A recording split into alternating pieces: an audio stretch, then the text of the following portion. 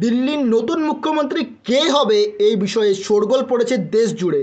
ভিন্নজনের ভিন্ন ভিন্ন মতামত, ভিন্নজনকে দেখতে চাইছে দিল্লির মুখ্যমন্ত্রীর চেয়ারে। এরকমই কিছু নাম যেগুলি সবচেয়ে বেশি শোনা যাচ্ছে সেগুলি হলো পরবেশ বর্মা, যিনি নয়াদিল্লি বিধানসভা কেন্দ্র থেকে অরবিন্দ কেজরিওয়ালকে হারিয়ে দিল্লি বিধানসভা নির্বাচনে জায়েন্ট ক্লিয়ার হয়ে উঠেছিলেন। বিজেন্দ্র গুপ্ত, যিনি দিল্লি বিধানসভার বিরোধী দলনেতা তথা বিজেপি বিধায়ক রোহিণী আসনে জয়ী হয়েছিলেন আম আদমি পার্টির প্রদীপ মিত্তলকে হারিয়ে।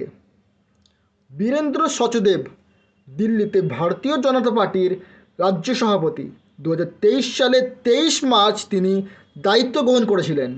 বিধানসভা নির্বাচনে জয়ের পর বিজেপি দিল্লিতে সরকার গঠন করতে চলেছে। ভারতীয় জনতা পার্টি দলটি আম আদমি পার্টিকে ক্ষমতা থেকে উৎখাত করেছে।